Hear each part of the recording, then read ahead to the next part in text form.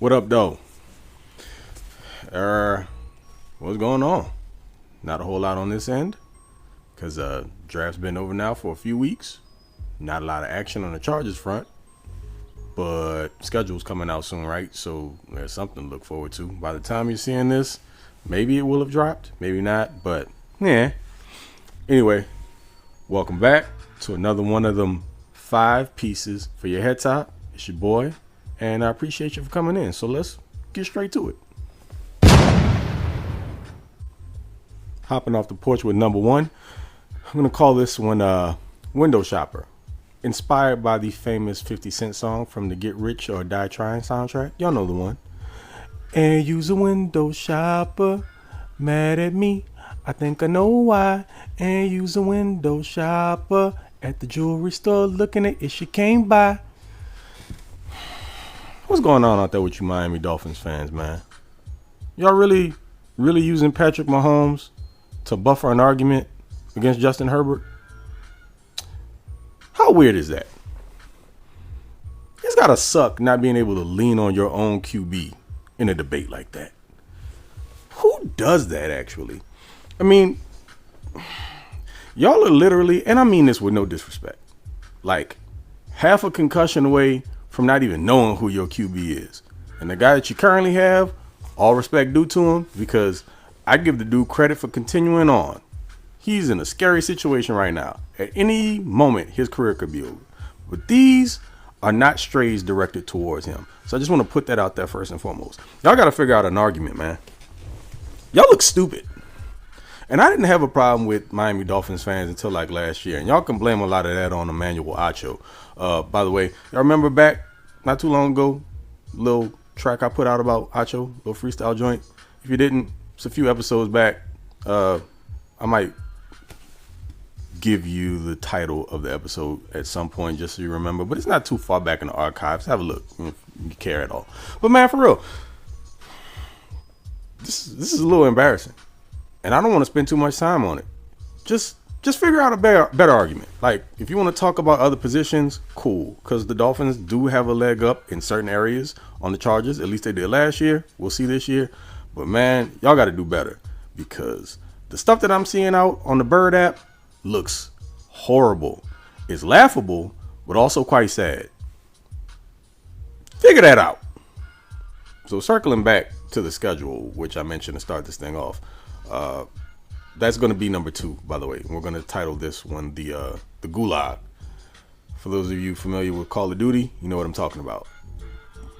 This ain't the easiest looking schedule in the world. Though at this point, like I said, as you're watching this, you may know who we're playing week by week, but right now I do not. So let's just talk about the actual opponents. As far as who the Chargers are playing at home, you know, the regular AFC West contingent. But you got the Bills, the Dolphins, the Bears, the Lions, which, be careful there, the Ravens. So that means I have to see my draft crush, Zay Flowers, performing against the team that I wanted to draft him. But time to get over that. And the Dallas Cowboys. You guys know this is a little bittersweet for me here because I hate the Cowboys, as most red-blooded Americans outside of the Texas and California area too. That's wild. A lot of y'all out there like the Cowboys in Cali. Whatever. But you know, I have a bit of a personal interest there.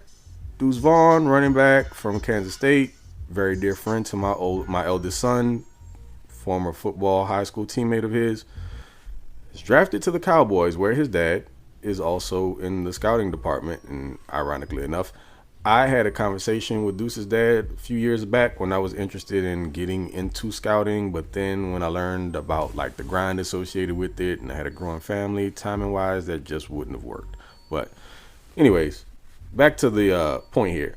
It's going to be weird, especially if Deuce is seeing some real action, because I'm going to have to root against him. That's going to suck. But at the end of the day, you are who you are, and you got that star in your helmet, and I ain't with none of that. Now, if he was going to end up a Charger, I would be borderline insufferable. Hell, I might be already, depending on how you feel about me. But had Deuce Vaughn been drafted to the Chargers, you wouldn't have heard the end of it from me. And no, you couldn't ask me for insider information about what his role was going to be, what he thought about the team. None of that. I'm not bothering that kid. And it feels kind of weird as a 40-year-old man like stalking a 21-year-old like that, especially when he's buddies with my son. Makes it even weirder. I'm not one of those parents, by the way. So enough of that. On to number 3. So we're going to call this one What Now? Because, yeah, what the hell's next? Something needs to happen. I've been down this road a bunch of times already. I'm just going to keep saying it because hopefully I can manifest it. Speaking into existence. Chargers still need another safety. Someone to play opposite Derwin Alonzo James Jr. Because what's currently there ain't going to cut it for me. And I know how much the team likes Alohi Gilman. So do I. But more in a rotational role. Because that's where he's best served. And then you got, Mr. Second Year, Tippy Longstockings, which is the nickname that I gave to JT Woods. And again, people don't take things so seriously. It's just what popped up to me when I watched him on tape last year or year prior, his final year at Baylor, and the way a lot of his interceptions happened. Hopefully he can change that narrative because I like the athletic ability of the kid, but right now, a little squeamish on him. Not really sure what to expect. But I'm not willing to throw either one of those two guys out there full time. So give me JJ3 or give me Adrian Amos. I'm fine with either one. Just not with the two guys that are currently on the roster because we don't know what the hell to expect in full-time roles over extended periods of time from either. So fingers crossed something happens soon because the longer this goes on, the more concerned I get. And I'm not a worrywart, but about this particular thing, definitely needs to have a resolution and not be with either of the two guys that I just mentioned. All respect due to them, but once again, they ain't it.